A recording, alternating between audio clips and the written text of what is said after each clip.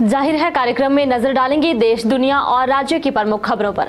सबसे पहले बात करेंगे अंतर्राष्ट्रीय खबरों की। इजराइल फलस्तीन संघर्ष का जिक्र करते हुए कांग्रेस नेता प्रियंका गांधी वाड्रा ने गाजा में हो रहे हमलों की आलोचना की है। उन्होंने कहा कि ऐसा कोई भी अंतर्राष्ट्रीय कानून नहीं है जिसका वहां उल्लंघन नहीं किया गया हो। उन्होंने इसी के साथ सवाल किया कि वहां मानवता कब जागेगी। चीन की हरकतें किसी से छिपी नहीं हैं। वह आए दिन दक्षिण चीन सागर के ऊपर अमेरिकी विमानों से भिड़ने की कोशिश करता रहता है। दक्षिण चीन सागर में क्षेत्राधिकार को लेकर दोनों देशों के बीच विवाद लगातार बना हुआ है।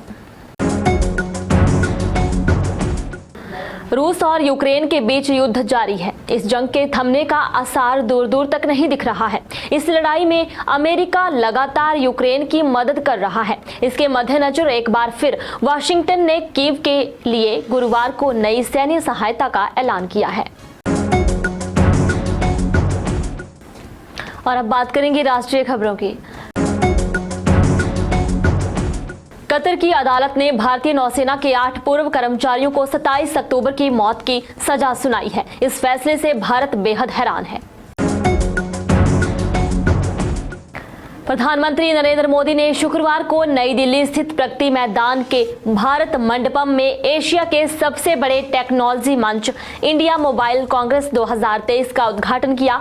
3 दिन तक चलने वाले इस टेक इवेंट के 7वें संस्करण में 6G, 5G नेटवर्क सुधार, दूरसंचार और अन्य क्षेत्रों पर फोकस रहेगा। भारतीय रेलवे ने रेल यात्रियों की सुविधा और अतिरिक्त भीड़ को कम करने के लिए इस वर्ष छठ पूजा तक 283 विशेष ट्रेनों का परिचालन कर रहा है। ये ट्रेनें 4480 फेरे लगाएंगी। अब बात करेंगे राज्य की प्रमुख खबरों की। मुख्यमंत्री सुखविंदर सिंह सुक्खू एम्स दिल्ली के लिए रवाना हो रहे हैं। अब सीएम का दिल्ली एम्स में उपचार होगा। अस्पताल से वह सुबह करीब 9 बजे रवाना हो गए। अस्पताल कर्मी इस दौरान तैयारी करने में जुटे रहे।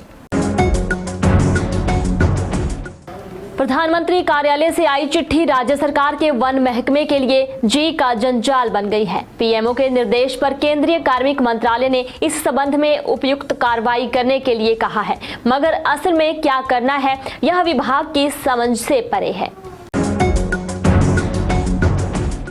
हिमाचल प्रदेश में 10 से 15 किलोमीटर के दायरे वाले कम विद्यार्थियों के स्कूल मर्ज कर मॉडल बनाए जाएंगे। कैबिनेट की मंजूरी के बाद सेंटर ऑफ एक्सीलेंस स्कूलों का गठन की तैयारी में शिक्षा विभाग जुट गया है। नवंबर अंत तक सभी जिला उपनिदेशकों से मर्ज करने वाले स्कूलों की सूची मांगी गई है। अब बात करेंगे समाचार पत्र की। कतर की एक अदालत ने भारत के 8 पूर्व नौसैनिकों को मौत की सजा सुनाई है। बुधवार देर रात अचानक उठे पेट दर्द की शिकायत के बाद मुख्यमंत्री सुखविंदर सिंह सुक्खू इंदिरा गांधी मेडिकल कॉलेज एवं अस्पताल में भर्ती करवाए गए हैं। जम्मू कश्मीर के कुपवाड़ा में गुरुवार को एलओसी के पास माछिल सेक्टर में घुसपैठ की कोशिश कर रहे आतंकवादियों की सुरक्षा बलों से मुठभेड़ हो गई। इसके अलावा संपादकीय पृष्ठ पर भी जरूर नजर डालें। और अब बात करेंगे रोजगार से जुड़ी कुछ जानकारी की। उत्तराखंड अधीनस्थ सेवा चयन आयोग UKSSSC ने संयुक्त स्नातक स्तरीय भर्ती परीक्षा 2023 के लिए ऑनलाइन पंजीकरण की प्रक्रिया 23 अक्टूबर 2023 से शुरू हो चुकी है। इच्छुक और योग्य उम्मीदवार 23 नवंबर 2023 तक आधिकारिक वेबसाइट ssc.uk.gov.in